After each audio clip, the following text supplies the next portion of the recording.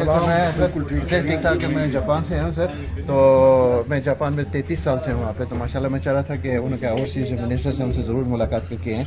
तो सर वहाँ मैं इंटरप्रिटेशन का भी काम करता हूँ। तो जेलों में बहुत से पाकिस्तानी मौजूद हैं।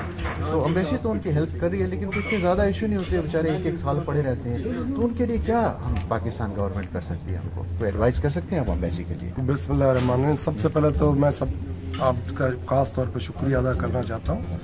अभी जो नए हमारे ओवरसीज़ पाकिस्तानी फाउंडेशन के चेयरमैन बने हैं बैरिस्टर अमजद साहब, ये सारी चीज़ उनसे डिस्कस हुई है। अच्छा। तो जहाँ जहाँ भी हमारे पाकिस्तानी भाई जेलों में हैं, उनके लिए एक बाकायदा लीगल असिस्टेंस के लिए फंड्स भी मुकर्रर कर रहे हैं। और कहीं पे भी आपकी एम्बेसी होगी पाकिस्तानी, वो असिस्ट करेगी, CWs होंगे वो असिस्ट करेंगे। तो इस सारी चीज़ को फॉलो अप कर रहे हैं। विद इन 2-3 मंथ्स ये चीज़ एक्टिवेट हो जाएगी। ख़ास तौर पे GCC कंट्रीज़ पे हम लोगों का ज़्यादा फोकस है। और इलीगल इमिग्रेंट्स पे तो कहीं पे भी आप देखें वो हो जाता है, किसी न किसी तरीके से कानून टूटता है तो उनको सज़ा मिलती है।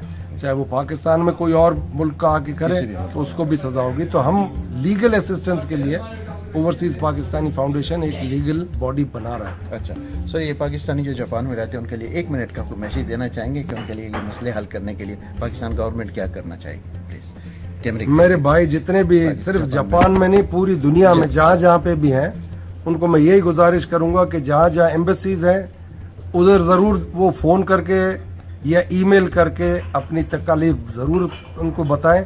और जो असिस्टेंस चाहिए होगी, लीगल असिस्टेंस चाहिए होगी, ओवरसीज़ पाकिस्तानी फाउंडेशन की तरफ से लीगल बॉडी एक तश्कील दे रहे हैं। वो आप लोगों को ज़रूर उधर हिमायत भी करेगी, सपोर्ट भी करेगी और आपको रिलीफ भी दिलाएगी। और आप लोग पाकिस्तान के एम्बेसडर्स हैं, तो पाकिस्तान का नाम बुलंद रखें और पाकिस्तान जिंदाबाद के नारे लगाते रहें इंशाल्लाह। बहुत बहुत शुक्रिया। अस्सलाम वालेकुम।